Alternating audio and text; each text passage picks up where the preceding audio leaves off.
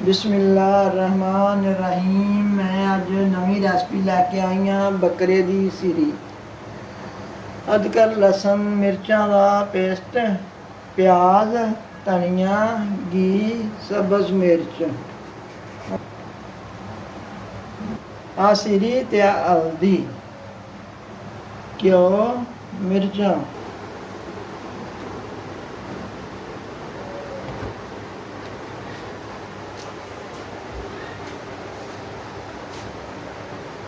ਹੁਣ मैं लगी हाँ विच घ्यो पाउण।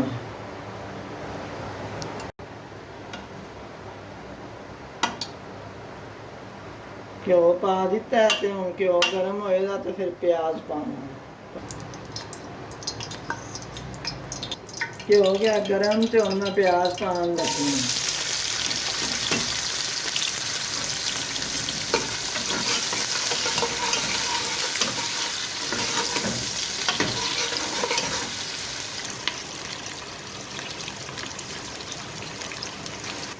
प्याज ब्राउन हो गया है तो हम मिर्चा पाउण लगी हूँ।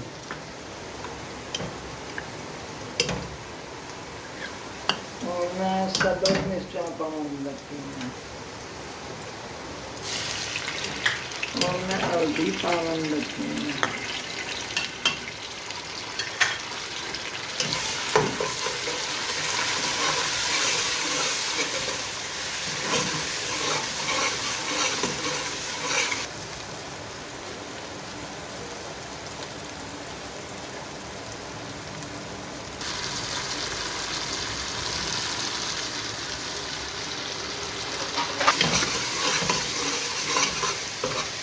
मिर्चा प्याज भुज गया ने तो हुण मैं लगी हाँ विच सीरी पाउण।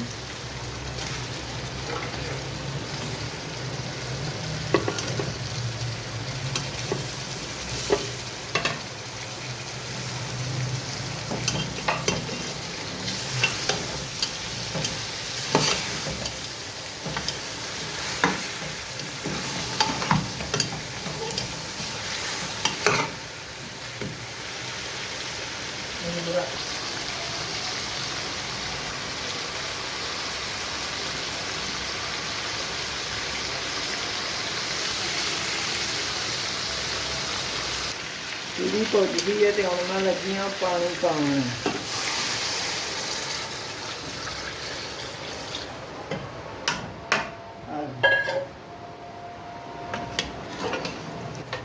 और मैं कुकर बंद कर लगी हाँ 35 मिनटों वास्ते। 35 मिनटों में तैयार हो गई है। 35 मिनट हो गए नहीं तो हम मैं चूल्हा बंद करन लगी हाँ तो साडी सीरी तैयार हो गई है।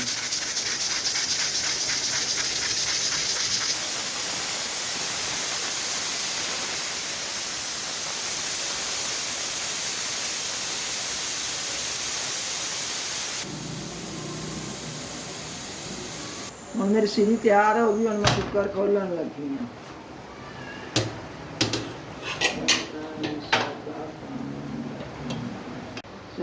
सीरी तैयार हो गई है तो हुण असीं मसाला पाउण लगे हैं।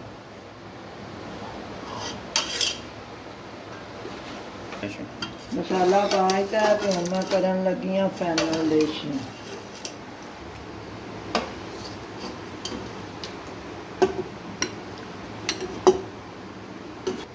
मेरी सीरी तैयार हो गई। मेरी वीडियो को लाइक करो तो शेयर करो। अल्लाह हाफिज़। अपना ख्याल रखो।